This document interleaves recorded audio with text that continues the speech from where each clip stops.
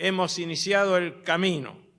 El cambio en el sistema del servicio militar es un capítulo trascendente para dejar atrás las antiguas estructuras militares.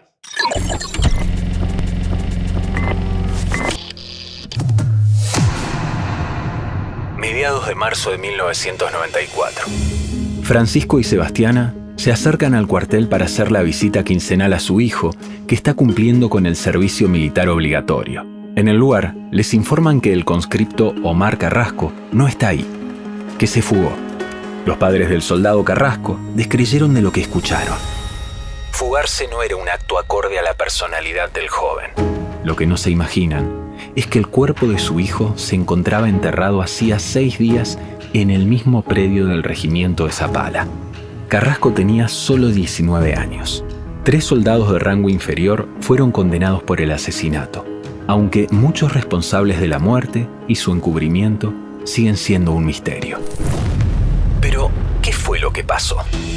Para los jóvenes argentinos, fue costumbre durante décadas juntarse cada 31 de mayo a escuchar por radio el sorteo de la Lotería Nacional que determinaba quién debería realizar el servicio militar obligatorio, comúnmente conocido como colimba. Corre, limpia, barre. Claro está, en general, los que se salvaban festejaban.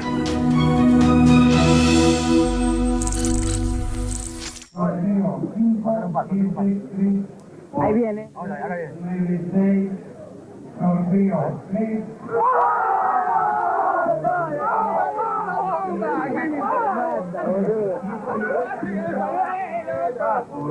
¿Contento ahora? Sí, lo llevo, mano, llego igual, lo llevo a casa. Esa no fue la suerte de Omar Carrasco, quien en el sorteo de la clase 74 sacó número alto, lo que significaba que debería ser la conscripción. Un año después, el 3 de marzo de 1994, preparó su bolso, se despidió de su mamá y de sus hermanas y dejó su casa en Cutralcó. Su papá lo llevó a Zapala para sumarse al grupo de artillería 161. Omar era un chico retraído, de pocos amigos, trabajaba como repartidor de pollos congelados y era asiduo lector de la Biblia. Medía menos de 1,70 m y pesaba apenas 57 kilos. Era tan tímido que, ante los gritos de sus superiores, solo atinaba a sonreír. Al parecer, esa sonrisa hizo que sus instructores lo tomaran de punto. Ese mismo jueves 3 de marzo, apenas llegado, Omar sufrió la primera discriminación. Fue puesto en un costado junto a otros recién llegados que declararon profesar la fe evangélica. Su desgano por la vida militar y sus limitaciones físicas hicieron que lo catalogaran como lento. Los castigos comenzaron desde el primer momento. Apenas llevaba 3 días en el cuartel de Zapala cuando fue declarado como desertor. Omar murió producto de una golpiza que le dieron durante un baile, el eufemismo de la jerga militar que alude al castigo físico. La costumbre quedó retratada en la película Bajo Bandera, basada en parte en la historia del soldado Carrasco. Ordénense, teniente. ¿Le causa gracia, pelotudo? Si estábamos en combate, por este tagarna que se durmió, moría toda la compañía. La compañía debió avivar a este tagarna. Pero como no lo hizo, ahora va a bailar. La investigación posterior determinó que el subteniente Canevaro, junto a los soldados Cristian Suárez y Víctor Salazar, le propinaron una feroz paliza. Según sentenció el Tribunal Oral Federal de Neuquén, Canevaro dio los primeros golpes a Carrasco y ordenó a los 2 soldados que continuaran. A pesar de que el ejército tiene la obligación de reportar la desaparición a un tribunal civil, hizo caso omiso. Los padres de Carrasco se enteraron recién 2 semanas después, cuando fueron a visitar a su hijo en su primer día franco de servicio. Francisco y Sebastiana desconfiaron desde un primer momento de la versión oficial. Sabían que su hijo no era capaz de desertar. Además, el joven de 19 años nunca había estado fuera de su casa. En caso de haberse escapado, habría vuelto con sus padres. Era imposible que hubiese ido a cualquier otro lugar. Después de todo, estaba cumpliendo servicio a solo 75 kilómetros de su hogar. Me imagino que los dos habrán pensado lo mismo. Esto no puede ser, ¿no? Sí, porque Ellos empezaron a mentir, que el chico se había ido y que... Yo dije, no, él no se ha ido porque si hubiera ido había llegado a la casa. Finalmente, el 6 de abril de 1994, fue encontrado muerto a 700 metros del edificio del cuartel. Las pericias demostraron que el soldado murió por las palizas y las torturas que sufrió. El cuerpo de Carrasco estaba con el torso desnudo, tenía un ojo reventado y varias costillas quebradas. El cadáver había sido vestido con ropa recién planchada y fue plantado en el lugar cuando llevaba muerto un mes. Sin dudas, el caso Carrasco fue el punto de quiebre para la conscripción. El crimen no solo destapó la discusión sobre las prácticas abusivas que recibían los chicos que hacían la conscripción, sino que le quitó el velo a decenas de casos anteriores que habían ocurrido en cuarteles militares.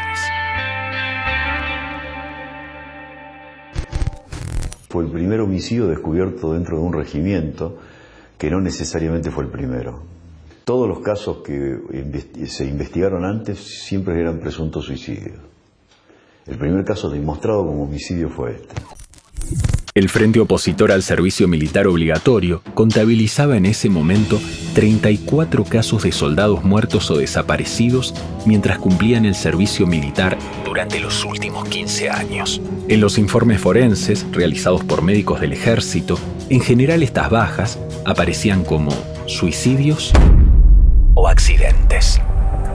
Padres de soldados de todo el país comenzaron a alzar la voz.